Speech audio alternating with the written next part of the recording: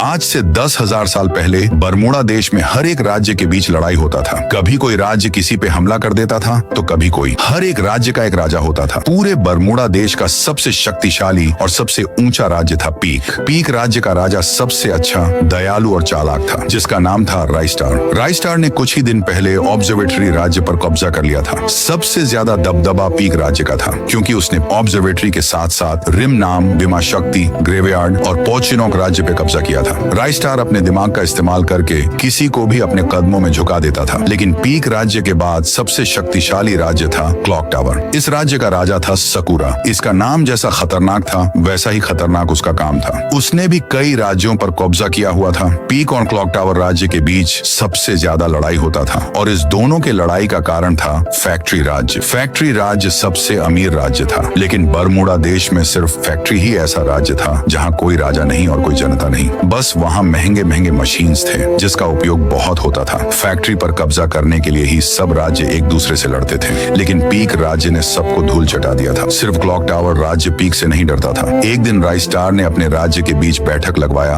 और सबको बोला, बस बहुत हुआ भाइयों, अब मैं आखिरी फैसला ले रहा हूँ, क्योंकि हमारे राज्य में और क्लॉक टावर राज्य में बहुत सालों से फैक्ट्री राज्य के लिए लड़ाई होती आ रही है। अब हमको फैक्ट्री पर आज ही कब्जा करना होगा। सभी गाँव वाले राइस्टार के फैसले के लिए जान भी हाजिर रखते थे। सब लोग उनके फैसले से खुश थे, लेकिन राइस्टार का सेनापति बोला, महाराज आपका ये फैसला बहुत अच्छा है, लेकिन इस जंग में हमारे बहुत से सैनिक मारे जाएंगे। राइस्टार ने बोला, मैं ऐसा नहीं हूँ सेनापति, मैं किसी राज्य पे कब्जा करने के लालच में अपने राज्य के लोगों को मरता हुआ नहीं देख सकता। हम लोग रात को हमला करेंगे जब वहाँ कोई नहीं रहेगा। सब लोग महाराज राइस्टार का आज्ञा माने। उसी रात बरमूडा देश में एक और जंग होने जा रही थी। पीक राज्य के सैनिक ने रात में 3 बजे फैक्ट्री पर घुसकर अपना झंडा लहरा दिया।